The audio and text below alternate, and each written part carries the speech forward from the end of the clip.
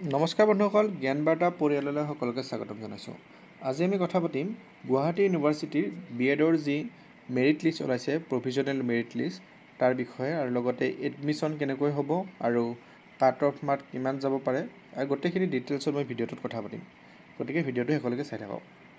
যিহেতুকে আমাৰ যিখন মেৰিট লিষ্ট ওলালে গুৱাহাটী ইউনিভাৰ্চিটিৰ বিএডৰ, সেইখন মতে আপোনালোকে যিসকল কেণ্ডিডেটে জেনেৰেল কেণ্ডিডেটে বা আনৰিজাৰ্ভ কেণ্ডিডেটে 80ৰ ওপৰত মাৰ্ক পাইছে, তেওঁলোকে অসমৰ সকলো প্ৰায় প্ৰাইভেট কলেজৰ লগতে চৰকাৰী কলেজ যিবিলাক আছে তাত এপ্লাই কৰিব পাৰিব।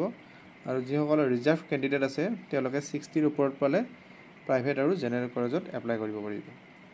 ইয়াৰ পিছত আপোনালোকে কি কৰিব লাগিব, যিমানখন কলেজ আছে আপোনালোকে ধৰক আমাৰ প্ৰায় গভমেণ্ট কলেজ আছে প্ৰায় 38 আৰু লগতে প্ৰাইভেট কলেজ সকলো মিলাই গোটেইবিলাকতে আপোনালোকে নিজে গৈ সেই কলেজৰ পৰা ফৰ্ম কালেক্ট কৰি ছাবমিট কৰিব লাগিব। প্ৰতিখন কলেজতে ইণ্ডিভিজুৱেলি ফৰ্ম ছাবমিট কৰিব লাগিব আৰু কলেজবিলাকৰ ফৰ্ম হয়তো 4-5 তাৰিখ মানে সোম মঙলবাৰৰ পৰা ফৰ্ম দিয়া ব্যৱস্থা কৰা হ'ব।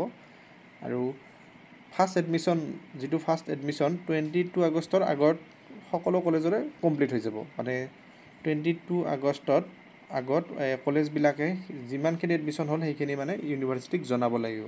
গতিকে 22 আগষ্টৰ আগত ফাৰ্ষ্ট এডমিশ্যনখিনি কমপ্লিট হ'ব। আৰু বহুতেই ইয়াত কুৱেশ্যন কৰি আছে, মানে মেৰিট লিষ্ট মানে ৱেইটিং লিষ্ট ওলাব নেকি?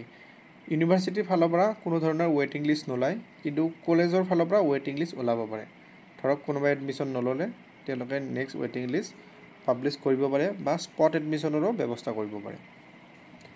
ইয়াৰ পিছত কথা হ'ল প্ৰাইভেট কলেজ বা আমাৰ যিসকল গভমেণ্ট কলেজ আছে, গভমেণ্ট কলেজত কাট অফ কিমানমান আহিব পাৰে।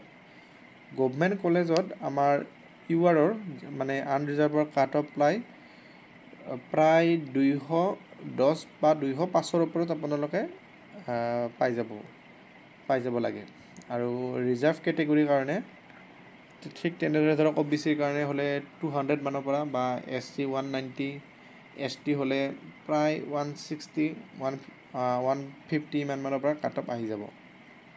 আৰু লগতে প্ৰাইভেট কলেজৰ আপোনালোকে ইউআৰৰ হ'লে 125ৰ ওপৰত এখন ভাল কলেজ পোৱা চান্স আছে। আৰু যিবিলাক ৰিজাৰ্ভ কেটেগৰী আছে তেওঁলোকে প্ৰায় 100ৰ ওপৰত পালে ভাল কলেজ এখন পোৱা চান্স আছে। কিন্তু আপোনালোকে এইখিনিতে এটা মন কৰিব লাগিব, যিসকলে ৰিজাৰ্ভ কেটেগৰীৰ 80ৰ ওপৰত পাইছে তেওঁলোকে সকলো কলেজতে এপ্লাই কৰিব পাৰিব, আৰু ৰিজাৰ্ভ কেটেগৰীৰ 60ৰ ওপৰত পাইছে তেওঁলোকে সকলো কলেজতে এপ্লাই কৰিব পাৰিব। আপোনালোকে যিমান পাৰে সিমান বেছি কলেজত এপ্লাই কৰি থৈ দিয়ক, যাতে কোনোবা নহয় কোনোবা এখন কলেজত আপোনালোকে পোৱা চান্স বাঢ়ি যায়।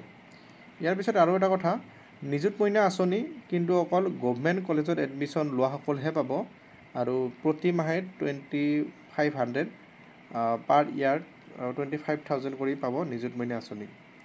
আৰু আপোনালোকে কোনোবাই যদি RTA কৰিব বিচাৰিছে বা OMR চিটৰ যদি ফটোকপি বিচাৰে, তেনেহ'লে 5 আগষ্টৰ আগতে এইখিনি কাম কৰিব লাগিব। 5 আগষ্টৰ পিছত কিন্তু এই কামবিলাক নহ'ব।